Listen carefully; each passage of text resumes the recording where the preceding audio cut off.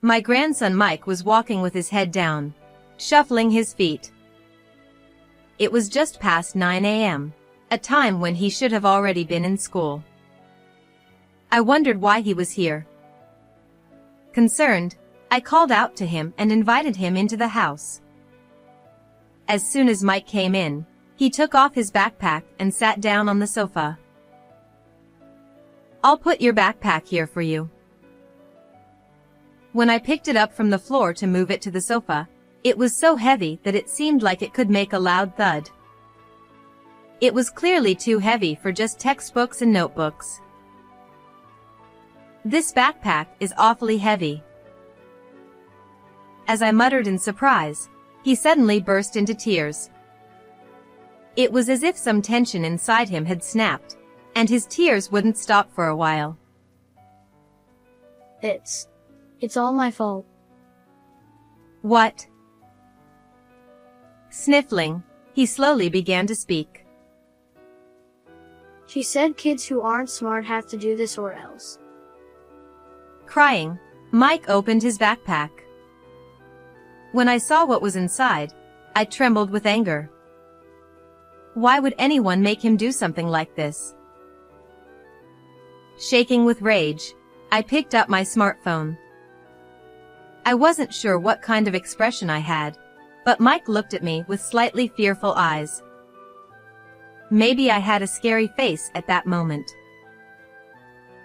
"I'm just going to make a quick call." I tried my hardest to put on a smile and left the living room. "My name is Kathy. I live in an apartment a little way from the city center.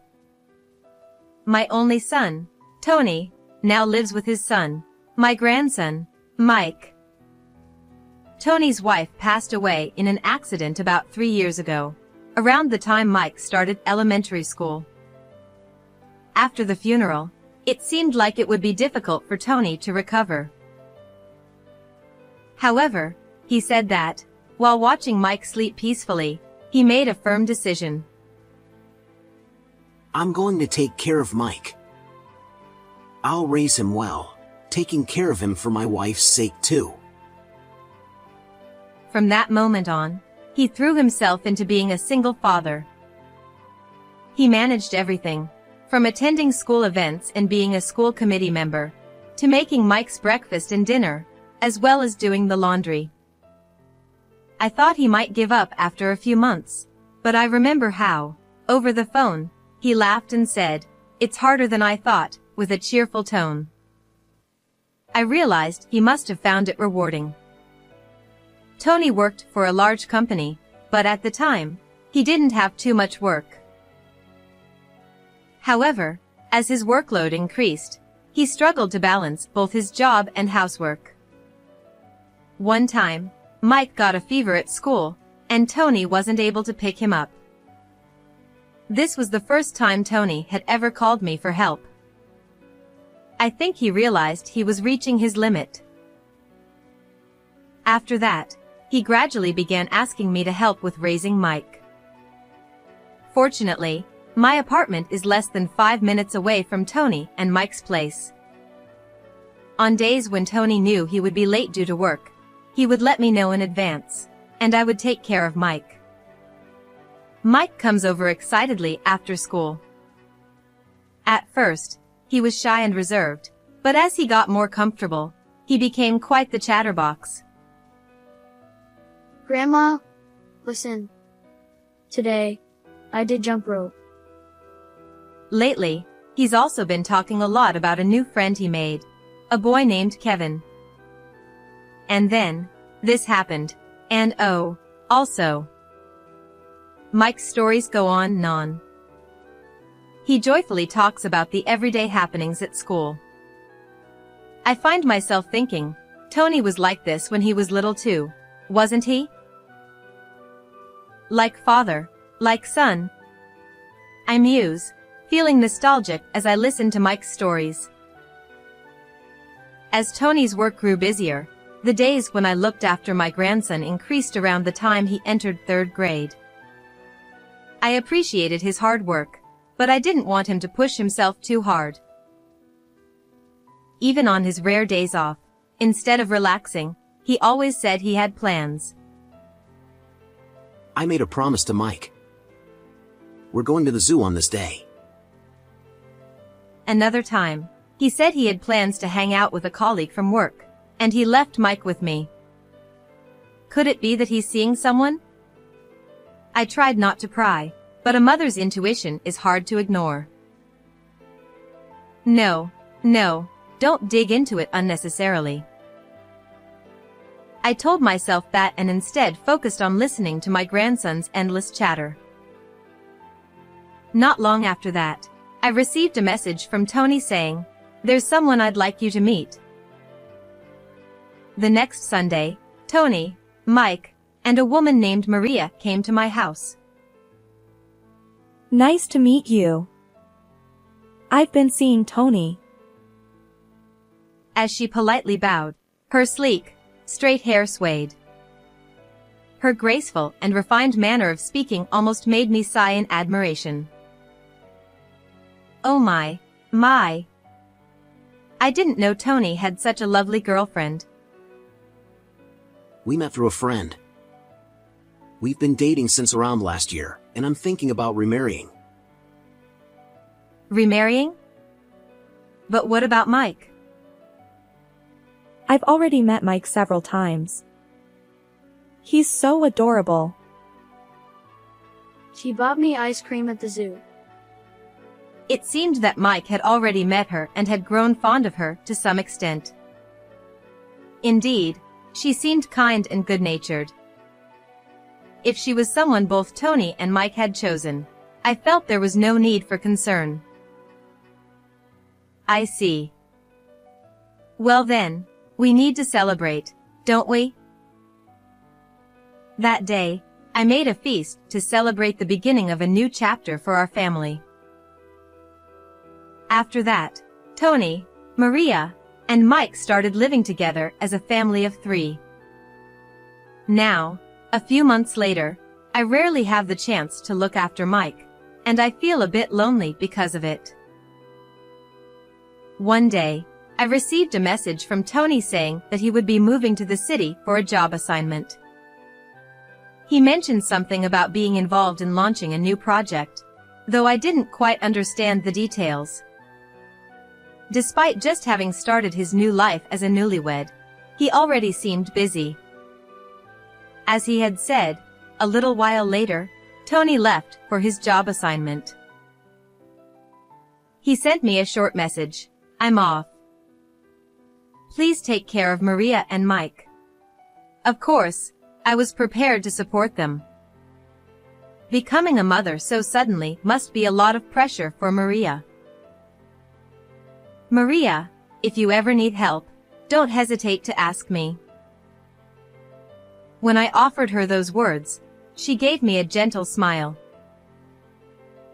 Thank you so much.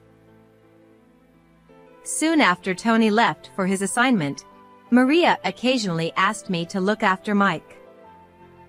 I was happy to have more opportunities to see my grandson. I gladly accepted, thinking it would be nice to hear Mike's stories again, just like before. I made it a habit to bake pancakes whenever it was time for Mike to come over after school. Grandma, I'm home. Welcome back. The pancakes are ready. I smiled as he shouted with excitement and sat down at the table. Grandma, listen. Today at school. As his cheerful chatter began, I listened attentively. That day, after finishing his pancakes, he did a bit of homework before heading home. On a warm spring day, as I gazed at the fluffy clouds in the sky, I was tidying up the garden. Our apartment complex has a shared garden, and every few months, it's my turn to help with the cleaning. The cleaning is simple, just picking up litter and sweeping around the flower beds. After finishing the sweeping, I happened to look up and saw Mike walking slowly with his head down. Judging by the direction he was coming from, it seemed like he was returning from school. but it was just past 9 a.m., a time when school should have already started. So I wondered why he was here. His expression was gloomy, and he didn't seem like his usual self. Concerned, I called out to him. "Good morning, Mike. Are you already on your way back?" Startled, he looked up at me, but with a downcast face, he shook his head. No. I left early because my stomach hurts. With just that, he turned his gaze away, clearly not wanting to talk, and trudged away slowly. Usually, he would happily call out, "I'm off to school," and leave with a spring in his step. But I had never seen him look as troubled as he did today. I hoped his stomach pain would go away soon, and with that thought in mind, I continued cleaning for the rest of the day. However, this wasn't the only time I saw him walking like that. On another day, when I went outside to take out the trash, I saw Mike again, walking with his head down. On yet another day, when I stepped out to clean, there he was, slowly walking along. His steps were heavy, and even from a distance, he looked tired and drained of energy. What's going on? It doesn't seem like he just forgot something. I also heard from other residents, who had seen him while cleaning the shared garden, that they'd noticed him walking by. They seemed to remember that Mike used to visit my room frequently. Ever since, whenever I looked outside around that time, I saw Mike trudging along, almost every day. I grew increasingly worried. Could something have happened at school? Now that I think about it, he hasn't come over to my house recently. It's been that way ever since the day he left school early, saying his stomach hurt. Could that be connected somehow? Concerned, I called Maria, and her response surprised me. He hasn't been going to school recently. What? Mike hasn't? I was taken aback by her casual response. She went on to explain that Mike would leave for school but just couldn't bring himself to go. Apparently, what should be a 10-minute walk home from school takes him 45 minutes. It was hard to believe just hearing it. But, thinking about the way he's been acting recently, it started to make sense. Did you ask him what's going on? Maria hesitated before saying, "Well, actually." He's been having a hard time keeping up with his studies, and I think that's why school has become tough for him. I gave a short acknowledgement, but Maria, on the other end of the phone, sighed as she said, "I want to help him, but..." There was something detached, almost indifferent, about the way she said it. It felt so different from how Tony would have reacted. Have you talked to Tony about this? I haven't told him anything. I want Tony to focus on his work. Maybe you should say something, at least a word or two? Or perhaps talk to his teacher? Kathy, you're being too meddlesome. Mike will figure things out on his own. Her lack of concern for Mike didn't sit well with me, so I decided to ask her directly. Aren't you worried about Mike? To my surprise, she responded lightly. It's not something to be that worried about. Everyone has times when they don't feel like going to school. Kids are like that, she added, and then she ended the call. As I stared at the darkened screen of my smartphone, I thought to myself, but Mike used to love school, and he always talked about it so excitedly. He even once boasted about asking his friends for help with things he didn't understand in class. His friend Kevin was good at science, and Mike often told me how much he learned from him. That's why I couldn't fully believe Maria's explanation that Mike was struggling with school. And while she seemed to think Mike would figure it out on his own, there are limits to what a child can handle. I didn't think time would solve this problem. Maybe I should ask Mike directly. I thought to myself as I pictured his slumped figure. It might seem like meddling, but I couldn't just leave him like this. It felt too cruel.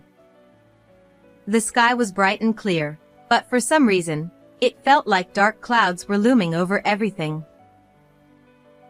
The day after I called Maria, I found myself standing by the flower beds outside my apartment early in the morning. From this spot, I could clearly see if Mike was walking by. It wasn't ideal to be waiting like this, but I felt I had no choice. After a short while, I saw him again, walking with his head down, just as I had seen him before. He looked thinner than the last time I saw him. "Hello, Mike," I called out. He looked startled and glanced up at me, still with a troubled expression. "Hey, why don't you stop by Grandma's place for a bit?" After a brief hesitation, Mike quietly nodded. The cheerful, energetic boy who used to greet me with a bright smile seemed to be gone, replaced by someone strangely quiet and subdued. I invited him into the house and sat him down at the living room table. "Let me take care of your backpack," I said, as I picked up the bag he had dropped on the floor. When I lifted it, it was so heavy I thought it would make a thudding sound. Could a backpack full of textbooks and notebooks really be this heavy? "This bag is awfully heavy," I muttered in surprise, and at that moment, Mike burst into tears. It was as though some string of tension had snapped inside him, and his tears wouldn't stop for a while. I gently rubbed his back, waiting for him to calm down before asking what was going on. It's all my fault. Sniffling, he started speaking bit by bit. "What?" Mom says I have to use a dictionary because I'm dumb. As he spoke, he opened his backpack, revealing several dictionaries inside. I took them out: an English dictionary, a history dictionary, and a dictionary of English idioms. Even though they were used for school, this was far too much. "And you've been carrying all this around?" Mom said that kids who aren't smart have to do this, or they'll never get better. According to him, it started with just the English dictionary, but then, at some point, Maria added the history and idiom dictionaries. It shocked me to hear that Maria had forced him to carry so many dictionaries. This weight was far too heavy for any elementary school student to carry.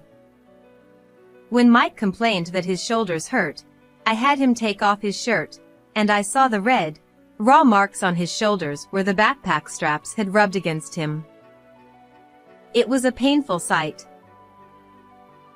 "That must have been hard for you." "Why?" I didn't want to carry all these dictionaries. "You don't need these, right? Aren't there tablets or something you can use instead?" Yeah. But Mom says using paper dictionaries makes me smarter. That's what Maria had told him, and that's why he had reluctantly stuffed his bag with dictionaries. From what I was hearing, this felt less like strict parenting and more like harassment. I couldn't understand what was driving her to do this, but I knew one thing: it was unacceptable. Shaking with anger, I grabbed my smartphone. I had no idea what kind of expression I was wearing, but Mike looked at me with slightly fearful eyes. Maybe I had a scary look on my face. "Grandma, what's wrong?" "Nothing, sweetie. I'm just going to make a quick call." I forced a smile and left the living room. After taking a deep breath, I called Maria. After a few rings, a lazy-sounding voice answered, "Hello? Maria? Can I talk to you for a moment?" I asked, trying to keep my trembling voice in check. In the background, I heard a faint, and a man's voice that I didn't recognize. Now's not a good time. It's nothing. Forget about it. With that, she abruptly hung up the phone. The first part was clearly directed at me, but the latter half seemed to be spoken to the man nearby. Who could that have been? It definitely wasn't Tony's voice, and besides, Tony was away on a work assignment. Puzzled, I returned to the living room, where Mike began to speak. His words shocked me to the core. Maria had been bringing a man, who wasn't Tony, into the house while Mike was at school.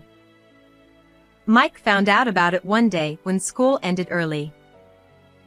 Ever since then, he had been spending most of his afternoons at the park, trying to kill time. She had also been imposing food restrictions on Mike. Taking advantage of Tony's absence, she had started slacking on meals. When Dad was here, she would make omelets or whatever I wanted. He said this, his head hanging low. Apparently, Maria had told him that if he ever told anyone about the situation, she would never cook for him again. So, he kept quiet, enduring his hunger. That day, when I saw him walking past while I was cleaning the garden, he must have been hiding his discomfort. In a world where he should have been eating until he was full and enjoying school, he was instead growing thinner, walking back and forth between school and home with painful marks on his shoulders. What kind of person would subject a young child to this? My anger flared up even more as I trembled, clutching my smartphone. Mike. Grandma is going to your house now. I'm going to have a talk with Maria. But she told me I'm not allowed to go in if a man's there. Don't worry, leave this to Grandma. I borrowed Mike's spare key and told him to stay here while I headed out of the apartment. Tony's apartment was right nearby. I used the key Mike had given me to enter. Wah. Kathy? What are you doing here? I found myself face to face with Maria and an unfamiliar man standing in the entryway. It seemed she had been about to send the man off. The man gave Maria an awkward look, clearly hoping for her to provide some sort of cover. But before Maria could do anything, she tried to slip past me and rush out the door. Wait. I quickly grabbed her hand and pulled her back. Let go of me. This has nothing to do with me. Nothing to do with you? Of course it does. Explain yourself. I motioned for the man to come inside as well, and we all went into the living room. I made the two of them sit down on the floor and asked for an explanation of what had been going on. Sir, we haven't met before. I'm her mother-in-law, I said calmly, introducing myself. The man's eyes widened in surprise. And what exactly is your relationship? I don't know him. Maria answered immediately, leaving the man shocked. Wasn't he her boyfriend? You said this was your place, so why is your mother-in-law here? He asked, bombarding her with questions. It seemed Maria had been pretending to be single and cheating. Now that I looked closer, I noticed Maria wasn't wearing her wedding ring. Whenever she came over with Tony, she always had it on. Kathy, why are you here? If you were going to come, you could have at least made an appointment. Don't change the subject. Mike's been struggling so much because of you. In truth, struggling was putting it lightly. I wanted to yell at her right then and there, but I held myself back from acting childish. I forced myself to remain calm and continued. You told Mike not to come home and to spend his time in the park, didn't you? I did not. You stopped making proper meals for him and were off having an affair, weren't you?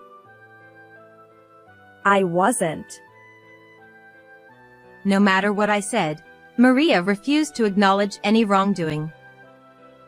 Eventually, even the man beside her began questioning her, saying, "You told me you didn't have any kids. Was that a lie?"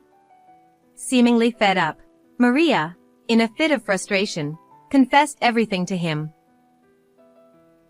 Fine, yes, I'm married.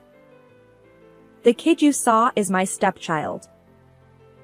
But my husband's away on a work assignment. The man looked shocked and dismayed, left speechless by the revelation. Maria turned her face away from him, wearing a smug expression. "I'm going to tell Tony about all of this," I said firmly. Do you really think he'll believe you? He loves me more than anyone. Her arrogance was astounding, and she laughed mockingly. He won't just believe me because of my words alone, but... Then I pulled out my phone and showed her the screen. I had activated the video mode on the camera app from the moment I introduced myself. Everything from Maria's confession to our earlier conversation was recorded. This should be more than enough to convince him. I watched as Maria's face turned pale in an instant. No, please, delete that right now. Her voice shook, on the verge of tears. But there was no undoing what had already been said. Whatever happens next, you'll need to discuss it with Tony, I said. I sent the video to Tony and left the apartment.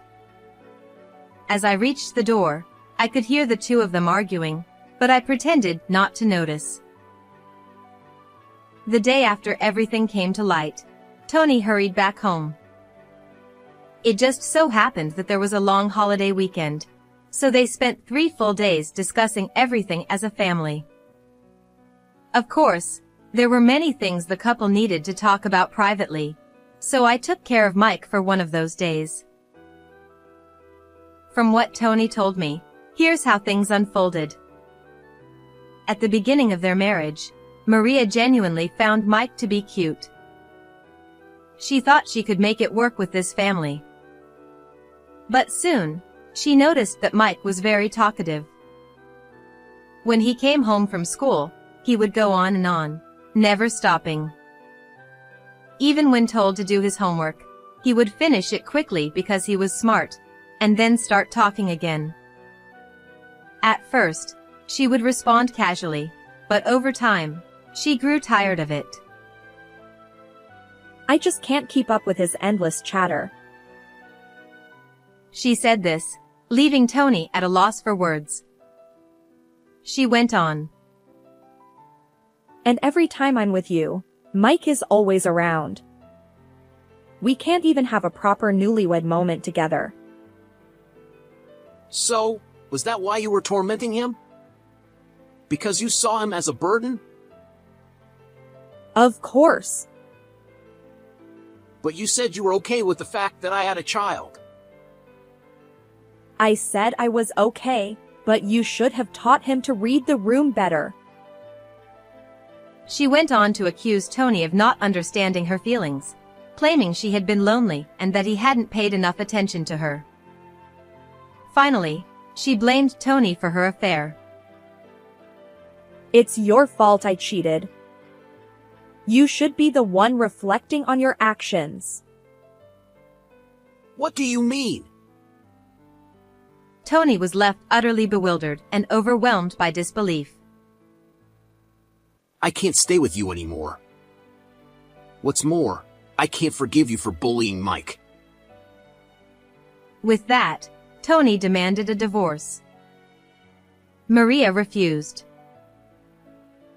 I'm not getting a divorce.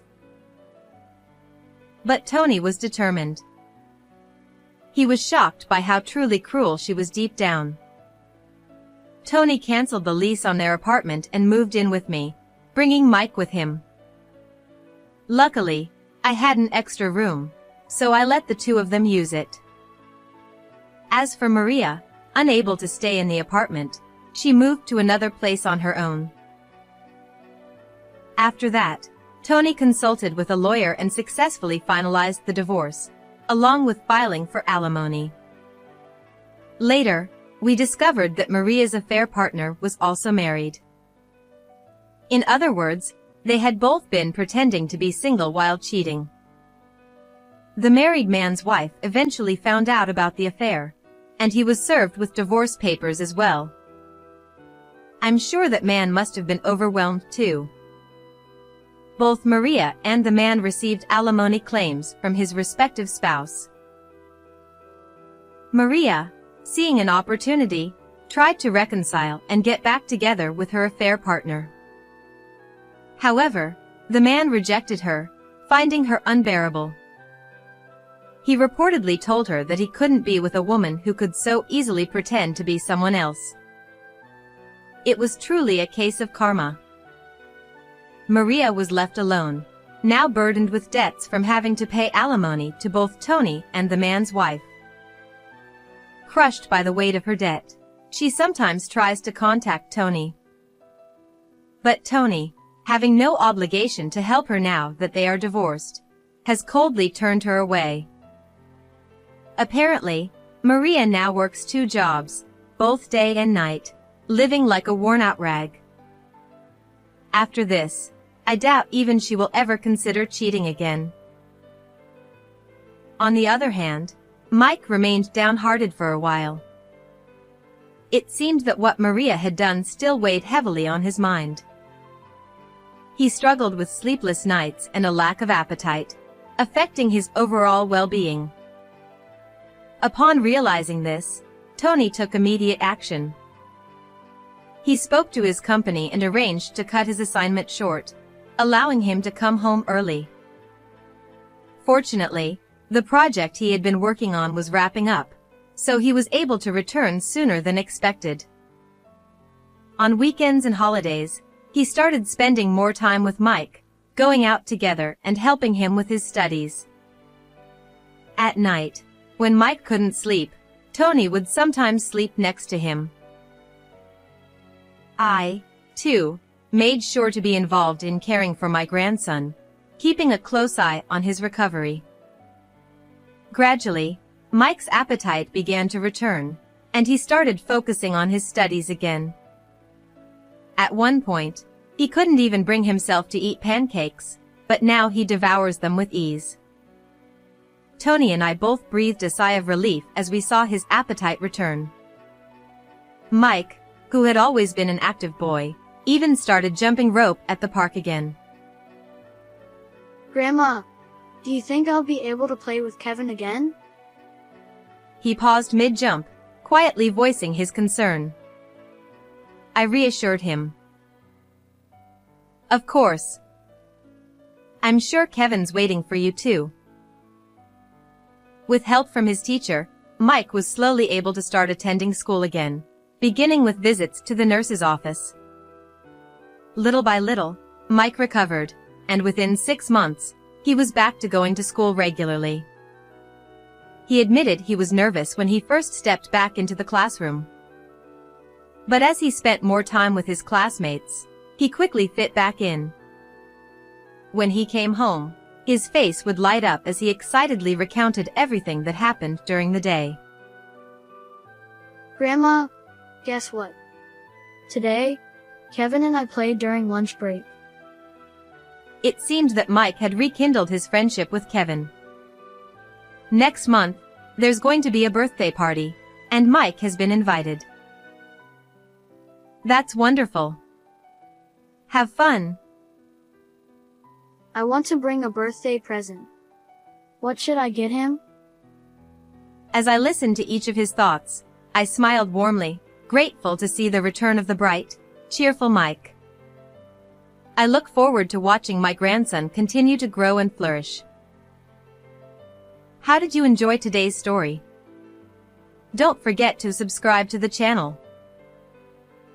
See you in the next video.